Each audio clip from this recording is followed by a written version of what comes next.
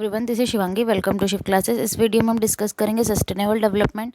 पहले हम देखेंगे कि सस्टेनेबल डेवलपमेंट का जो ये कॉन्सेप्ट है ये आया कहाँ से है, फिर इसकी डिफाइन देखेंगे, फिर इसका एम क्या था वो देखेंगे कि इसे क्यों लाया गया था। ठीक है, तो चलिए देखते हैं। In 1987, the World Commission on Environment and Development, which had been set up in 1983, published a report Our Common Future।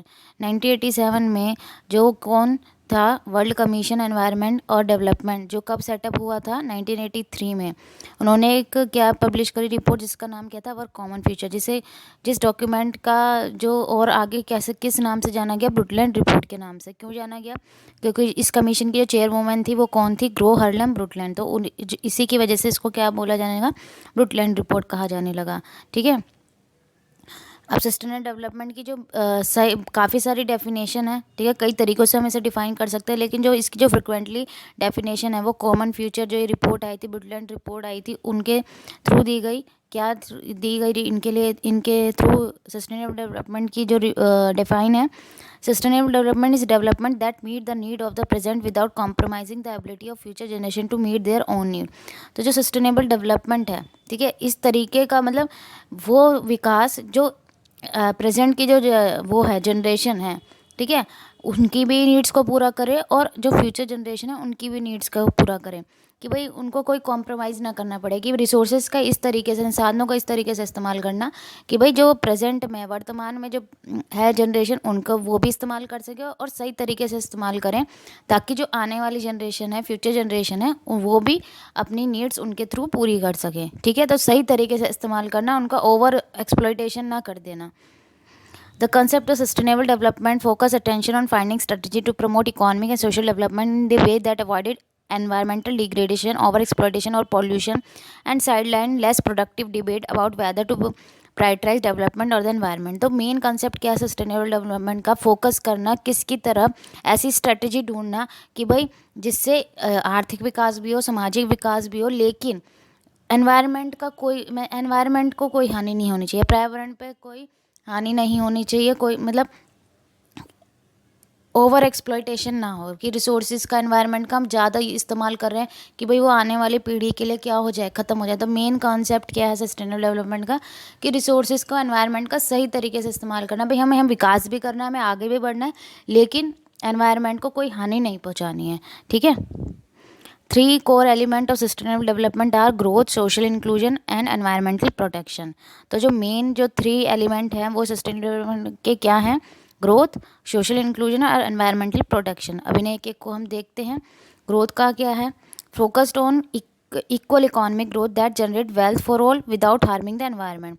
हमें फोकस करना है क्या, भाई इकोनॉमिक ग्रोथ कैसी हो, इक्वल हो, ठीक है, जो सबके लिए वेल्थ जनरेट करे और एनवायरनमेंट को कोई हानि नहीं होनी चाहिए। ठीक है, मेन फोकस क्या है, हमें आगे भी बढ़ना है लेकिन एनवायरनमेंट को कोई हानि नहीं होनी चाहिए। इन्वेस्टमेंट कैसी होनी चाहिए, इन्वेस्टमेंट भी होनी चाहिए, इक्वालिटी भी रहनी चाहिए।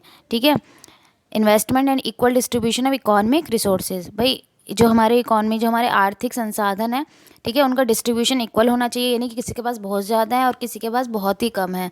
ठीक है, और उसमें निवेश भी होना चाहिए। Eradicating poverty in all it's form and dimension.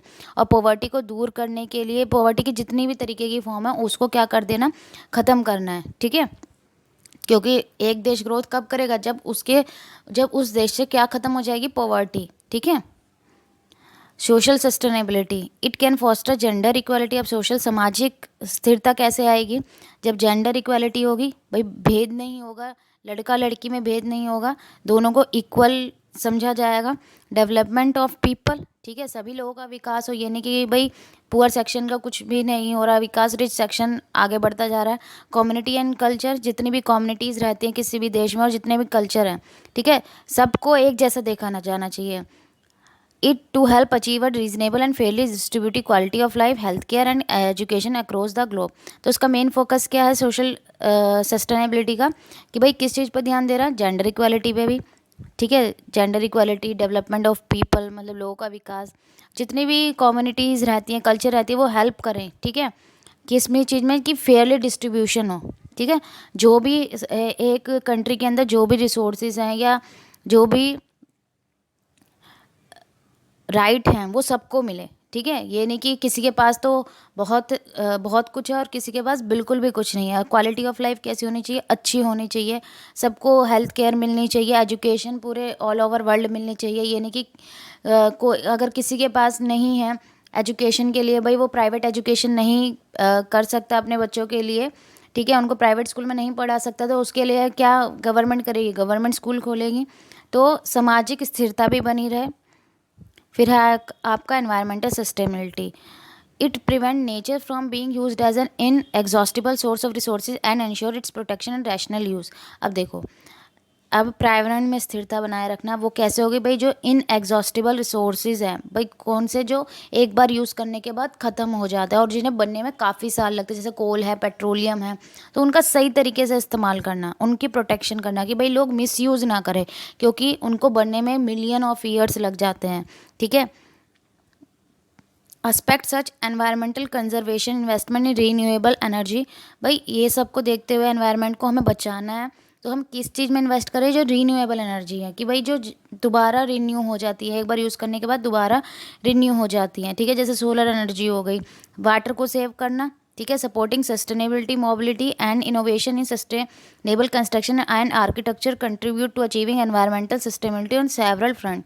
तो भाई हर जगह क्या कि ऐसी कंस्ट्रक्शन करना जो कैसी हो, सस्टेनेबल हो, कि ये नहीं कि एक बार इस्तेमाल करने के बाद वो ख़त्म हो जाए। हमें हर चीज़ पे क्या करना है, एनवायरनमेंट के में जितने भी रिसोर्सेज हैं उनका इस तरीके से इस्तेमाल करना है कि भाई आगे आने वाले पीढ़ी के लिए क्या ना हो, ख़त्म ना हो जाए। आई होप आपको अब ये सस्टेनेबिलिटी का जो कॉन्सेप्ट है वो क्लियर हो गया होगा। अगर वीडियो अच्छी लगी हो तो like it, share it and subscribe my channel. Thank you.